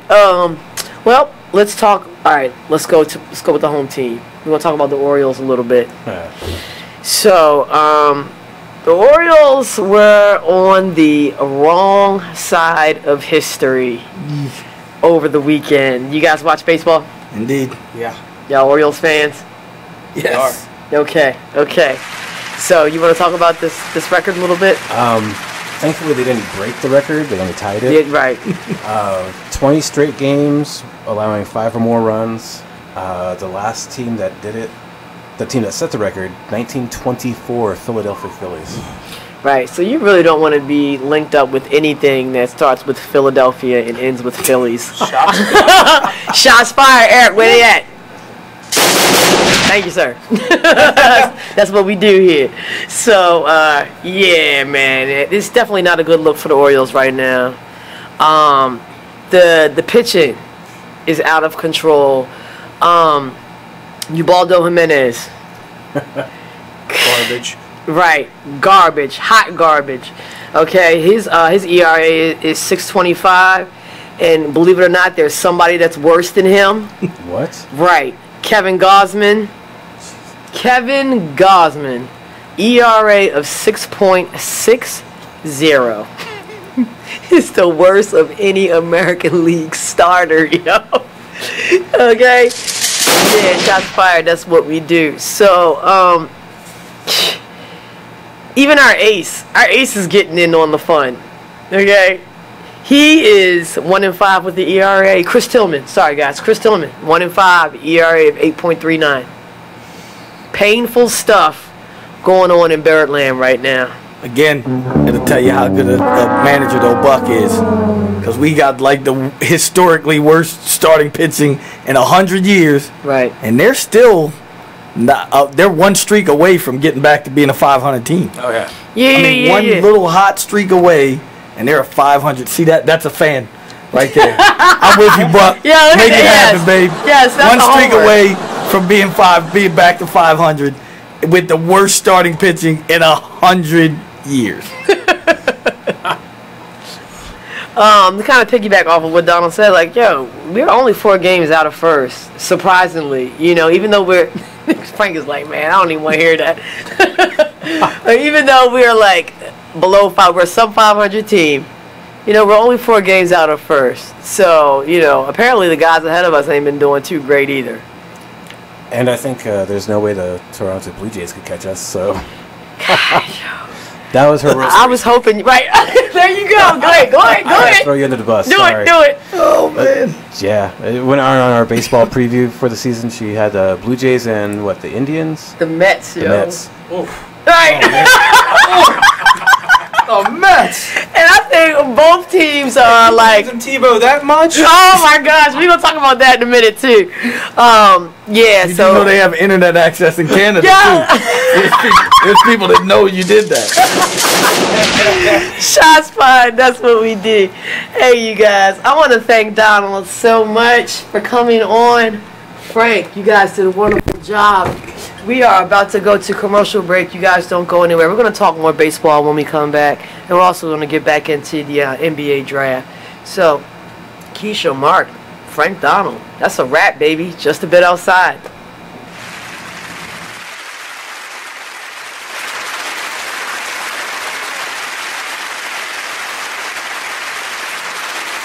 Check out what you missed on Be Exposed Radio. Are you getting your kids this hoverboard thing that's taken over the country? They range from $300 to $600. They're blowing up. And then I mean literally blowing up. That one video, I thought that was going to be the one and only video that I saw in reference to it, and it wasn't. I seen. Now I could probably tell you about 10 to 15 videos of this happening, where this battery gets super, super hot and burns like holes into your tennis shoes. Oh my.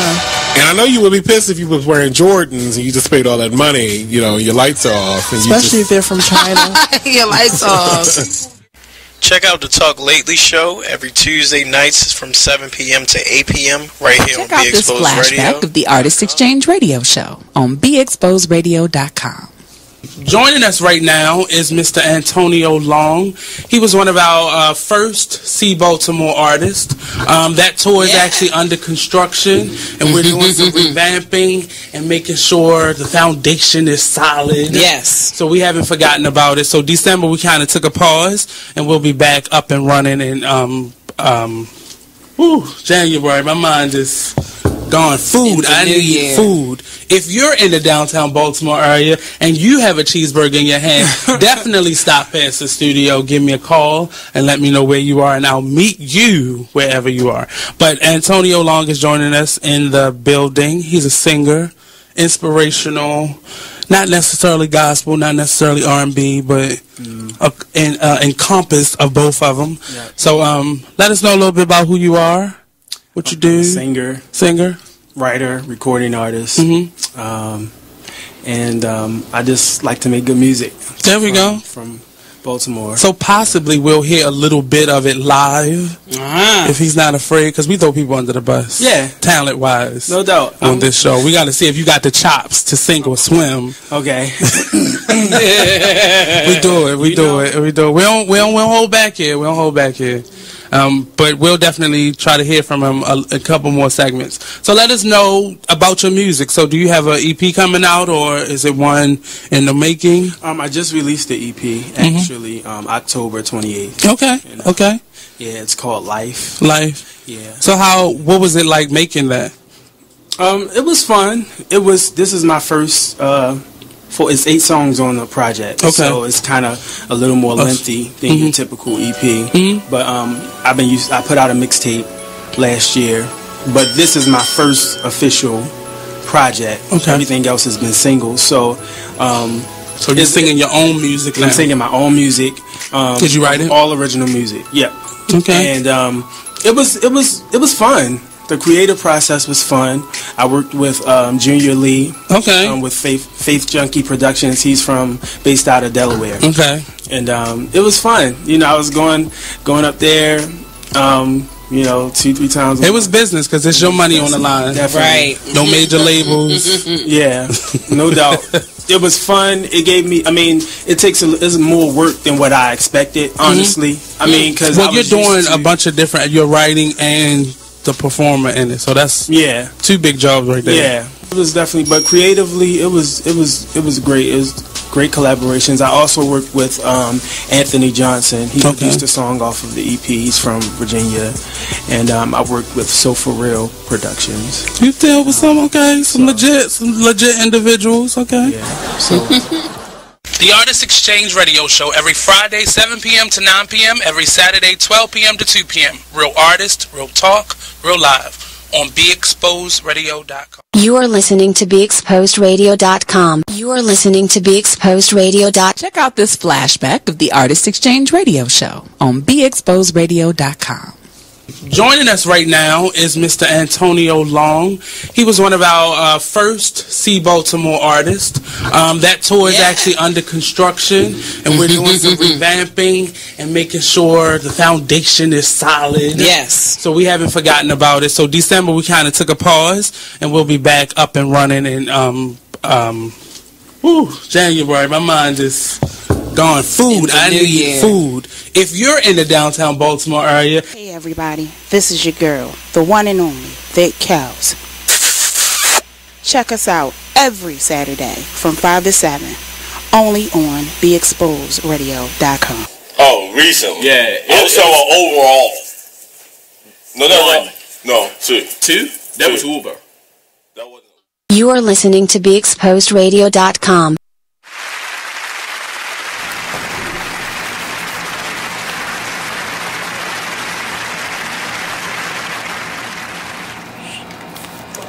Welcome back to Just a Bit Outside. Each and every Monday night, we thank Donald and Frank for joining us. That was such an amazing time. They're awesome guys, and I almost wish the camera was on off air because they were hilarious. Yeah, they really were. Shit got crazy. Yeah, lots of fun offline. So you guys, when we left off, we were talking about the Orioles being on the wrong side of history. We have some major pitching problems that is going down in Birdland.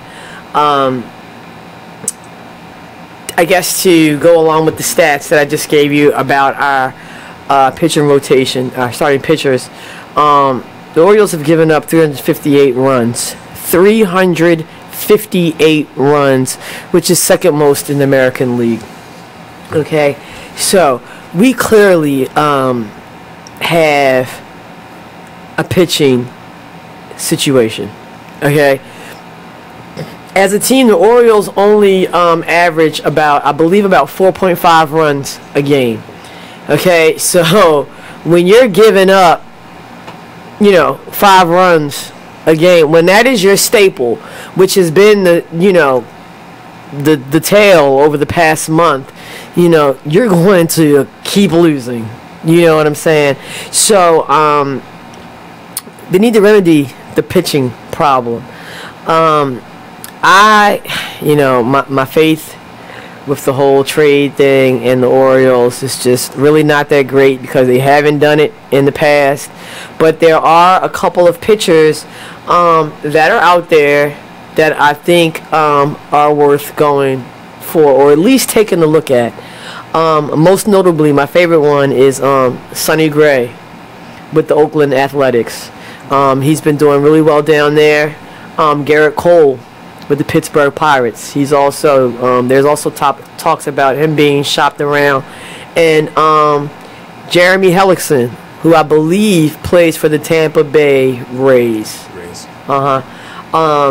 And so as we're talking about who's available and possibly the Orioles, coming up with some type of trade, Mark, I'm going to ask the question that nobody wants to hear. Should we trade Manny Machado? Absolutely not. Correct me if I'm wrong, but his contract expires at the end of next season, right? Yep. So he's through this season and his next season. It doesn't make sense to let go of someone if they have over a year left on their deal. If it was his last season, I could see maybe doing it. But no. And I think that's the thing. Like, you're looking for pitchers, you need quality pitchers, but who are you going to trade? And, you say who we're going to trade. This is why I bring up this question. I've been thinking about this a whole lot, okay? And like Mark just said, his contract is up in 2018, okay? So, the Orioles' first priority would be to re-sign him at the time, okay? Knowing the Orioles' spending habits and just knowing what they do, as much as I love Manny Machado, as much as I want him to stay in Baltimore, I think the possibility of them re-signing him, unless the Orioles, by some Christmas miracle, surprises us all and spend some money, I think the chances of them re-signing him are pretty slim. Really? I honestly think so. Because you already know the heavy hitters are going to come. Boston is licking their chops. New York Yankees, they're licking their chops. Hell, the Dodgers, they got hella cheese too. They have no problem spending that money. You know what I mean? The Yankees' pocketbook does scare me. I'm anybody's for real. I mean, when you're out here and you're giving players like Giancarlo Stanton $325 million, okay? And I think Manny Machado is worth that, and in comparison to Giancarlo, and then some. Oh, yeah. You know what I mean? Are the Orioles going to do that? When have the Orioles ever, besides they paid that bum ass Ubaldi, I ain't gonna never let that go. But didn't they give Chris Davis or Adam I think Jones? Adam Jones got a pretty decent deal, but it wasn't nothing that started with a 2, let alone a 3. You know what I'm saying? Here's my thing on it though, and I go back to Wieters, which he was the #1 prospect. Okay. But he never lived up to that hype. Manny, on the other hand, has lived up to the hype. On the Facebook page, we put up something about him being the face of the team. Yes. And I think when you position someone as that, you're going to give them the money. They probably won't even approach him about re-signing until next season to lock him down, hopefully before the end of the season. But I think they're more willing to open up their pocketbooks. His production, unlike Wieters, has shown. Oh yeah, he's worth every dollar that's about to come to him, and not only that, it's just that it's hard to imagine a Baltimore Orioles team without Manny Machado at this point. You know what I'm saying? Even though he's only been here, 3-4 years? Something like that. Yep. It's kind of like you feel like Baltimore is his home, and it is unfathomable to think that he would not play here. But you know, that's kind of like the swinging of the pendulum. You know, we can either wait this thing out and offer him some big money and hope that some crab cakes and city love will keep him here. I don't know. Or, you know what I mean? Like, yeah, honestly. Or you can shop him around right now, you know, while he's in his prime and get a hell of a return off of that. You know, so we will be on the lookout to see how the Orioles, you know, handle this situation. I mean, me personally, I hope they do everything that's possible to keep him to stay here, man, because, I mean, that's just the type of player you build a team around. Okay, so you mentioned the heavy hitters. Baseball is the last major sport without a salary cap. Mm-hmm. Do you support maybe Major League Baseball instituting one? In the spirit of competition? Yes. Yes. You know what I'm saying? Because it makes absolutely no sense that the same teams year in and year out, you know, granted they might not win or go to the World Series, but they are the front runners the entire season. You know what I mean? The Dodgers, you know, their payroll is up there. I already spoke about the New York Yankees. You know, in the spirit of competition, put a cap on it, make it fair across the board, and then that also, you know, puts a little pressure and tests, you know, your farm system, your recruits, and everything. You know, you can't just go out and buy, you know, the Golden State Warriors form of a baseball team. I mean, seriously, yeah. I mean, what do you think? I'm all in favor of a salary cap. Mm-hmm. I'm really surprised baseball hasn't put one in by now. Mm-hmm. And I think the economics of it, like you said, Giancarlo Stanton, 325? 325, yes. If they were to even try to institute one now, has it gotten too blown up? Has it ballooned too huge to suddenly say, hey, you got 5 years to bring your payroll to $500 million for all positions? Right. It's not. That's tough. Yeah, that's rough. That's rough. So yeah, we'll see how that plays out over the next season. Hell, I don't know. We might see something happen in the next couple of months. Who knows? Let's do our weekly who's hot and who's not in the major league. I'm hoping that you like mine. I kind of went just a bit outside. Who do you got for who's hot? Who's hot? I have the Arizona Diamondbacks. All right. They have two players, Paul Goldschmidt and Jake Lamb, number 1 and number 2 on the not only the NL but all of MLB as far as RBIs. Goldschmidt was 65, Lamb was 62. That's their batting. On the mound, they have Zach Greinke, tied for the third most NL wins. Really? Tied at 8. Nice. And you know, he's a name that's behind like Kershaw and Scherzer, so he's hanging with the big boys. Mm-hmm. Then they have Fernando Rodney, who's second in the NL with saves at 20, and that's also tied at second for all of MLB. Nice. So they're doing it on the mound. They're doing it on the field. They just last week took 2 of 3 against the Rockies, who last week I was talking about. The Rockies, the Dodgers, and the Diamondbacks, they're all battling for this NL West.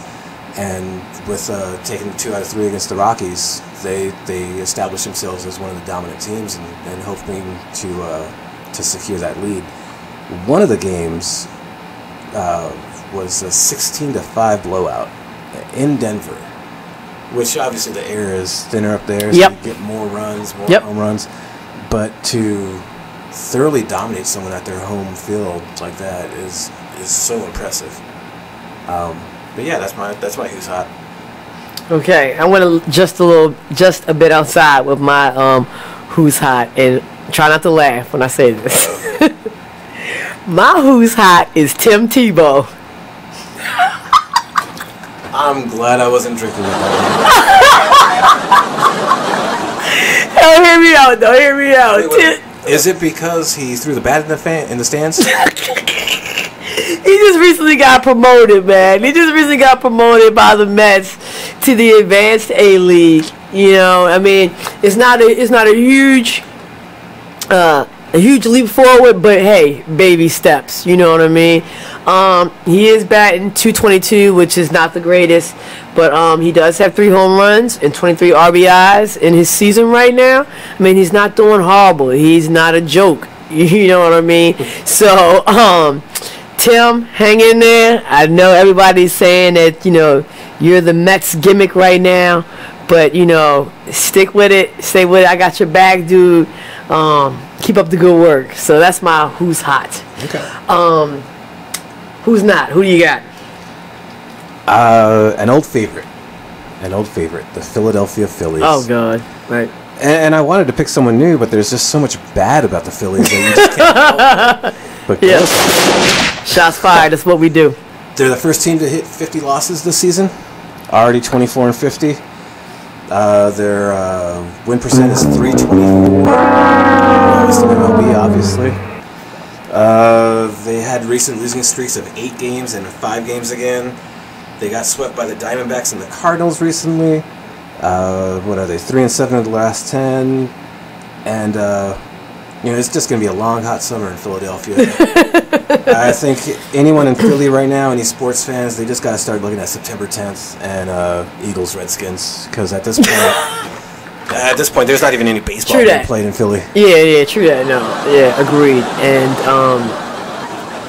I don't think there's anybody in the major league that's more deserving of a who's not than the Philadelphia Phillies. Well, my who's not, I went just a bit outside again. Now, I mean, you could kind of view this either way. It could be a hot thing or a not thing. Me, I'm taking it as a not thing. I have Charlie Sheen. Charlie Sheen? Yes. Yes. Is there a new major league? Listen.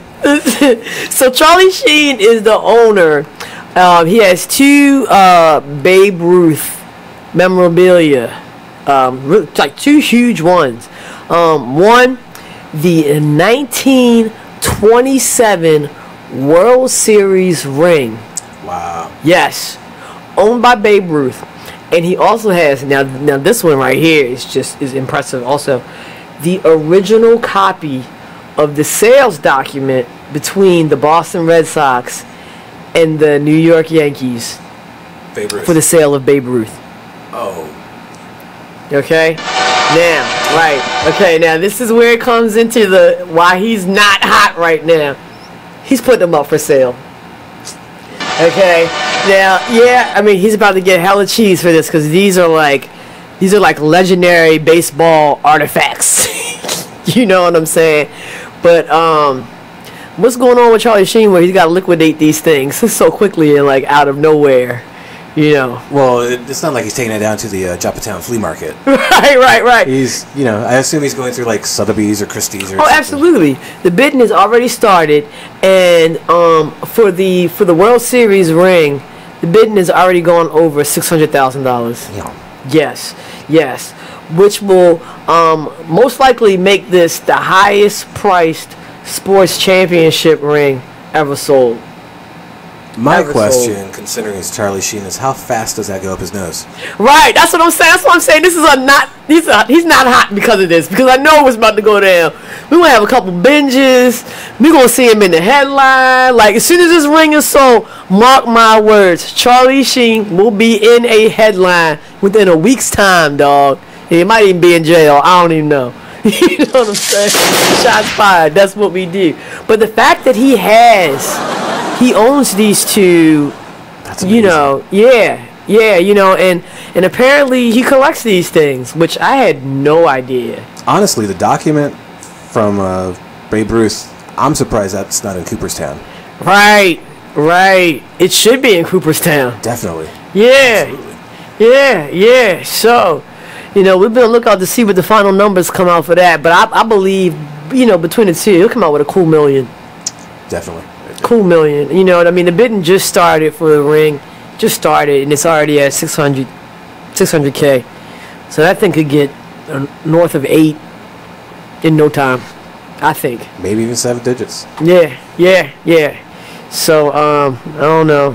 Congratulations, I guess, Charlie Sheen. Don't blow it all in one place. Oh man. Okay. I think that just about does it for our baseball segment. And what we're going to do is we're going to switch gears and flip it over to my man Mark Foster for one of my favorite segments of the night, the Real on Wrestling. What's up? Few things going on. WWE's kind of in a slow time right now between pay-per-views. Their next show, which I've gone on record loving the name Great Balls of Fire. Oh man, that never gets old, yo. Man. Yeah. But actually, like 5 or 6 weeks ago, I talked about Mauro Ranallo. He's the MMA commentator. He was with WWE for a while. He had disappeared, and it turned out that he is bipolar and had some problems related to that. Really? Just last week, it was announced that he is back with WWE. He actually didn't leave. He wasn't fired or wasn't released from his contract. They just agreed to part ways once it expired. Mm-hmm. But in the meantime, they started talking again, and now he is going to be the voice of their developmental brand NXT. So Mauro Ranallo back with WWE is a good thing. He's such a great voice. We watched Netflix here, right? Yep. Orange is the New Black. Yep. One of the creators from that, they just last week it dropped on Netflix's Glow. And if you remember back in the 80s, there was a organization called Glow Gorgeous. Yeah. Yo, me, Jimmy, and Jason used to watch that joint every weekend. Oh, yeah. I used to live for that. This is about how that league formed. It's a complete fictionalization. Okay. It's an homage to them as well. And actually, I already finished the season. It's 10 episodes. Really? And it was damn good. Really? You binge watched that joint? Oh, yeah. Yeah. And like I said, it's dramatization, it's fictionalization, it's like Orange is the New Black, but instead of a women's prison, it's women's wrestling. Really? Allison Brie, I think is her name. Okay. From, she was on Community. Mm-hmm. And actually, quite a few wrestlers make appearances. John Morrison. There's a lady named Kia Stevens. She has wrestled under the name Awesome Kong. She's in the show as a regular. One of the girls that becomes a wrestler. And if you don't like wrestling or something like that, it's a great show. I'd say just watch it. Mm-hmm. Glow. And one more thing on the wrestling tip. Sure. Tonight on WWE Raw was an appearance. It takes place in Los Angeles, California. Oh God. Big Baller Brands was in the house. Ugh. Lonzo and LeVar Ball. Ugh. I'm gonna say they're just whores for their own company.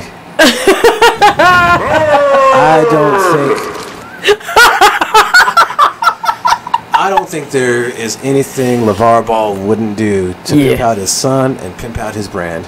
Yeah. But yeah, I got caught up a little bit ago on it. He appeared on this segment called Miz TV. Something I never want to see is LeVar Ball taking off his shirt, getting ready to fight The Miz. Did he do that? He did. Oh God. Nasty bitch. And He's always on point. The Miz was like saying how he was going to be the face of the Big Baller Brands, and they were going to sign an endorsement contract or something like that. So LeVar says, "No, we wanted someone that means something." Not the dude. And then they have Dean Ambrose come out, and they say that he has big balls, so he's going to be the face of the Big Baller for WWE. I mean, it's a schlocky little stick, but it gets LeVar and Lonzo on TV yet again. Yeah. Mark, hold that thought. You guys, we're going to go on commercial break. But when we come back, we're going to do some more Real on Wrestling. We're also going to talk about, we're going to get into the MMA and why the UFC gave a whole new meaning to the phrase, shit happens. Don't go anywhere.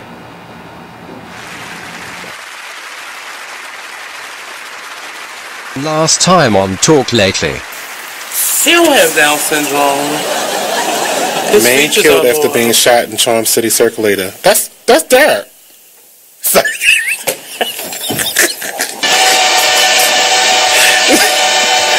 It says a 26-year-old man was killed after being shot on the Charm Circulator bus Wednesday afternoon.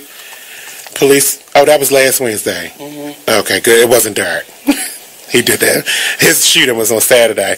Police found the victim who had been shot in the stomach at 2:50 p.m. at the bus on the 200 block of South Broadway and Gulf Street. But he was on It is that over bus. east. Yeah, it's the one that's coming from John Hopkins. Police believe the suspect and victim argued, then got onto the bus. The bus was still stopped when the shooting occurred. 1 minute. The suspect wearing a black hoodie, black pants, black shoes, white soles. Matt.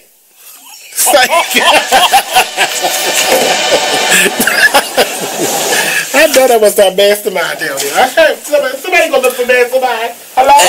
At that point, it's time to go for a break. Okay, we'll be right back. Live every Tuesday at 7 p.m. only on BeExposedRadio.com.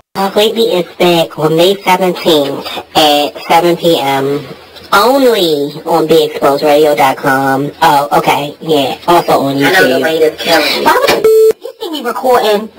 You a hard-headed asshole. Yo. You are listening to BeExposedRadio.com, the home of Talk Lately with Monty, every Tuesday at 7 p.m. Let's go to the telephone. Hello? Hello.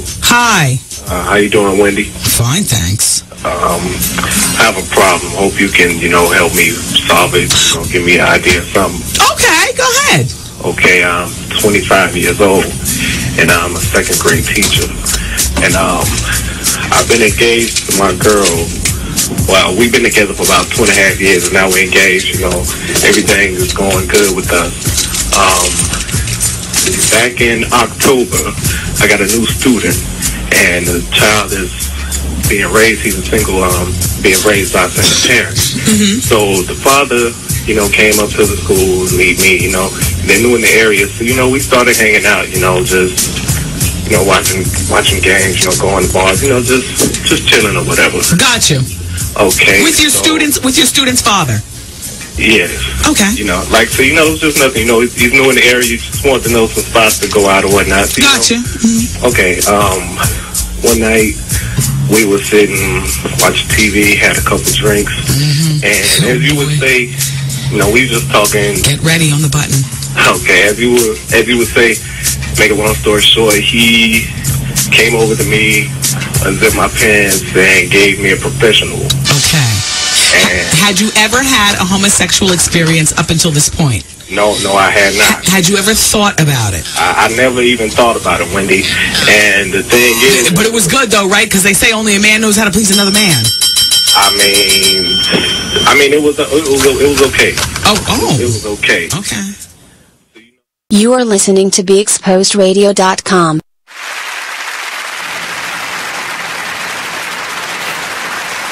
Wow, man.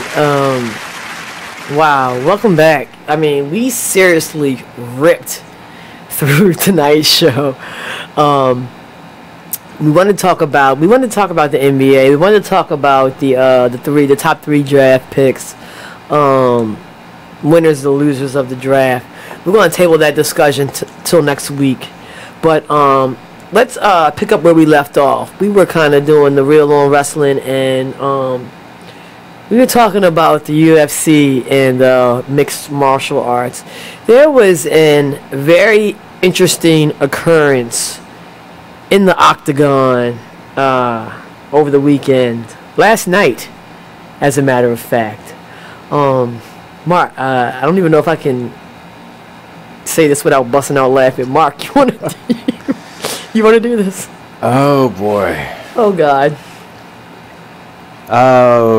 Justine Kish, a UFC fighter, was trying to get out of a maneuver. A rear naked chokehold. Against Felice Herrig. Shots fired. It was at UFC Oklahoma City. Yep, fight night, 112, last night. She somehow survived the deep choke.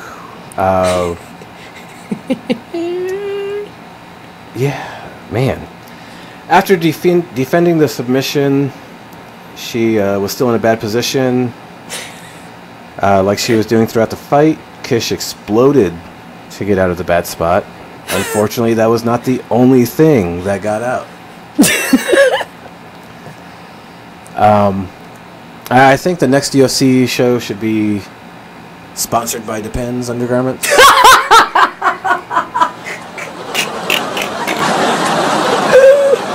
Girl shit her pants. Yes.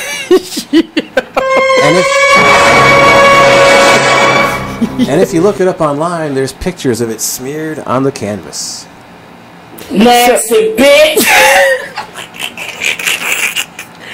Yes. I love that one, Eric. No, I love that too. Yeah. Yes, you heard that correctly. So, Kish apparently lost the match, and in the process, lost her balls. Now, yeah, man, I'm still trying to wrap my head around this. So, like, I'm just trying to think. I'm just wondering, So she was in this chokehold. She was getting choked out. Now, was she like close to death or something? Don't you like lose all of your control of your extremities when you like? Oh my God. I mean, honestly though, I'm just trying to wrap my head around it. It's like, yo, when you lose control of your bodily functions, like, I guess as a result of being in a chokehold, did you almost die in the ring? I don't understand. Because you think before a fight they're going to tell you, take a piss, take a shit. Right. Don't eat anything for like 7 hours before the fight. Something. That way you don't have anything that might come out. Dog. That thing was all over the canvas, man. And there was 2 fights after that. And you couldn't have paid me to fight on that mat after that. And one of them ended right next to it. Good God Almighty. They tried. Oh my God. Yeah. But there's still brown spots. Hey guys, unfortunately we are out of time. That's all we got for y'all tonight. Man, Donald Davis, Frank Pacomo, thank you guys so much. You can come back anytime. We're going to have y'all come back Thanksgiving. We're going to do that square up that we talked about. Baltimore, as always, spread love, yo. And tonight we want to do a little tribute for Prodigy of Mobb Deep, who passed away last week. Hey, life is a gamble. We scramble for money. I might crack a smile, but ain't a damn thing funny. Y'all have a good one. Just a bit outside. Mark, Kescia, we out.